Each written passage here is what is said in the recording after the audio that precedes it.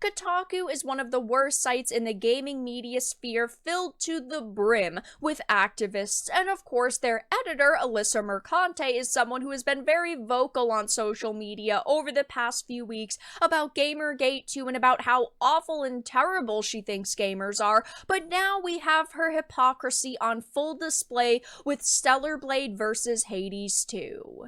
I have a few things to show off, but before we get into the topic, if you enjoy the content I create, check out the links in the description, follow me on social media, and consider supporting through Patreon or through YouTube memberships. Now, right off the bat, I want to say I think sexuality in video games is perfectly fine. I am okay with sexualized content. I am okay with seeing scantily clad women. I'm okay with seeing scantily clad males with their shirts off in only boxers. Like, I'm fine with seeing attractive characters in video games. What I want to call out here, though, is the sheer hypocrisy. Now, when of course you hear Kotaku, Polygon, the Gamer, you probably think Activism, because that is all the people who really work for these sites are activists who want to push their personal opinions onto the gaming world and want to, what they claim is bettering the industry, when really it's just tearing it apart and trying to weed out the evil they think is in the gaming industry.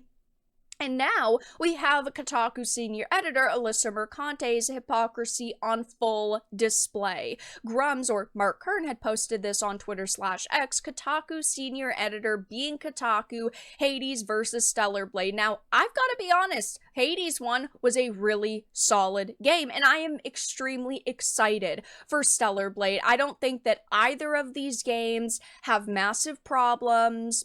I don't think that at all, but he says here's the difference. Hades has been marketed as a diverse game and is therefore an ally, which Stellar Blade refuses to bend the knee. So let's take a look at what she posted now. Right off the bat, extremely attractive character, and she decided to post, "Mommy, sorry." Just simply highlighting this artwork. I think that this artwork is great, but clearly she's wearing no clothing. It's only her hair covering, her most private of parts. And then in this image, she is talking about Stellar Blade, and she is talking about Stellar Blade in not a positive way. You would think that when you've got Eve, who has been marketed in this outfit where she's almost fully clothed except for like her arms showing, there should be no problem there. It's fine when there's one woman who's literally nude, versus another woman who is almost fully clothed, but that's not the case. Instead, she has decided over the past few weeks to attack Stellar Blade,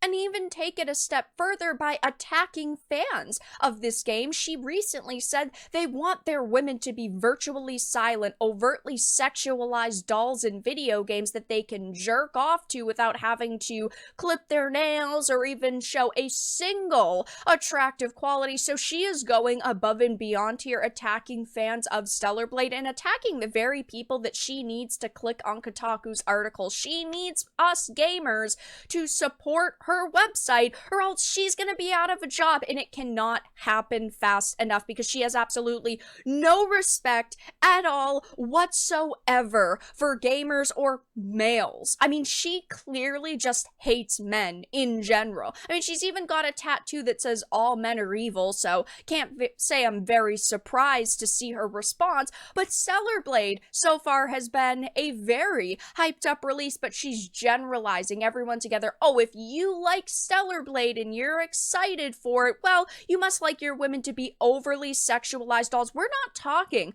about a real woman here. We are talking about a fictional character, okay? And what's even worse is the fact that Eve is modeled after a real woman, so by attacking Eve and Eve's figure, you're also attacking the absolutely gorgeous woman that this character is modeled after.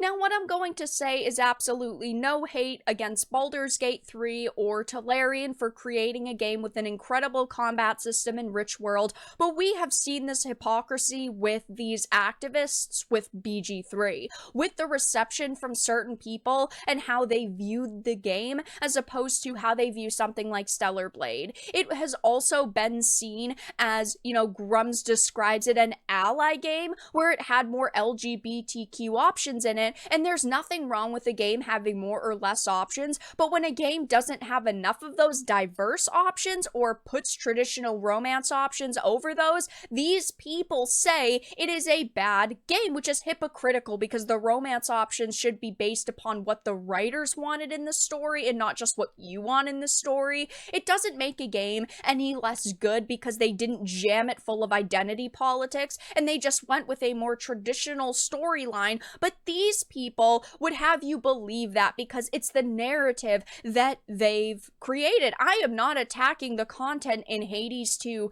at all whatsoever. I'm not attacking the content in any of these games. I'm attacking the people celebrating it, but villainizing sexual content in a game like Stellar Blade because it doesn't fit into their narrative. And it's so sad to see because Stellar Blade is such a hyped up game right now. I think it is going to be a solid Game of the Year contender. The demo was fantastic. Everybody's talking about this game. I'm super hyped for it. I am going to be streaming Friday, launch day.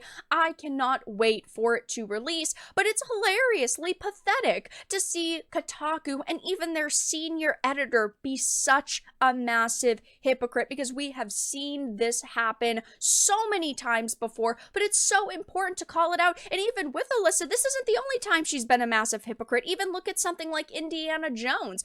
Of course, back in January, we got the official announcement that they were doing a new game, and this was her article, as you can see, by Alyssa. Indiana Jones game's version of Harrison Ford is extremely hot, and I'm not disagreeing. Harrison Ford, when he was younger, and he still is to a certain extent, he doesn't look that much different except for he just looks like he's aged, is an extremely attractive guy and was an extremely attractive guy. But the point here is that they will villainize games like Stellar Blade, but prop up and celebrate games like this because they agree with the content and they think, oh yes, well, this lead character is very hot and therefore this deserves to be praised, but one where I don't think the lead character is hot should be villainized. It's just a sad, sad situation.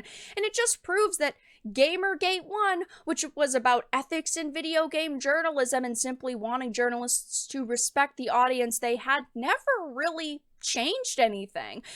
Of course, Alyssa is someone who has been embroiled in controversy over the past few weeks since the start of Gamergate 2, because of course she was the one that came out with the article saying narrative consultation companies like Sweet Baby don't do what you think they do, and that is a complete and utter lie. They do exactly what you believe they do. But it looks like Hades 2 is going to be the next game praised by these activist journos, and of course Stellar Blade is going to continue to be trashed by them.